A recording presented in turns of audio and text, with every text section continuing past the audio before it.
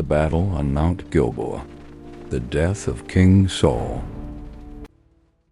The Philistines fought against Israel, and the men of Israel fled before them. On the rocky slopes of Mount Gilboa, the tide of battle turned. What began as courage became survival.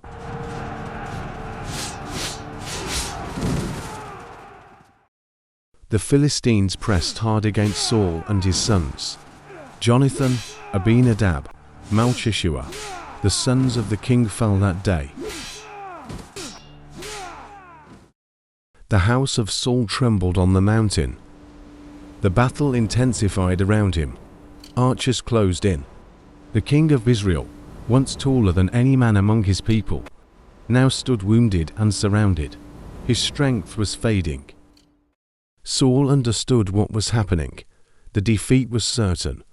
So he turned to the young man beside him, his armor-bearer, and said, "Take my sword, my son, and kill me. My lord, The request hung in the air between them. The armor-bearer could not do it. His hands would not move. To raise his weapon against the Lord's anointed king was unthinkable.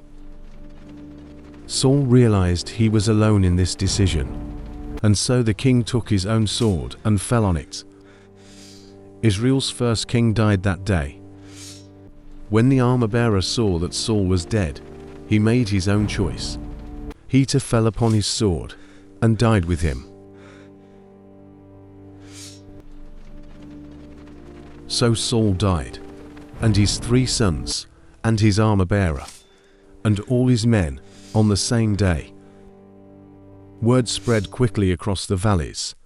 When the Israelites on the other side of the valley and beyond the Jordan saw that the army had fled, and that Saul and his sons were dead, they abandoned their towns.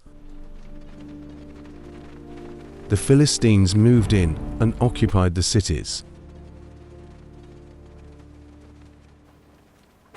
The next day, when the Philistines returned to the battlefield to claim the spoils of victory, they found Saul and his sons lying on Mount Gilboa.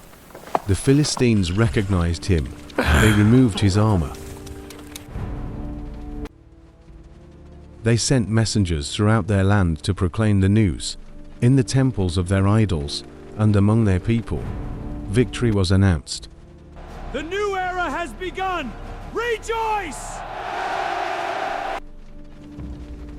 But the story did not end there. Far away, in Jabesh Gilead, the people heard what had been done to Saul.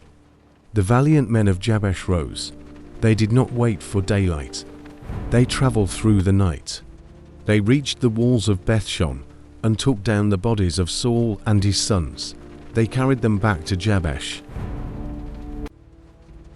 They buried them beneath a tamarisk tree, and they fasted 7 days. Saul, the first anointed king of Israel, was gone, and the story of Israel turned a page.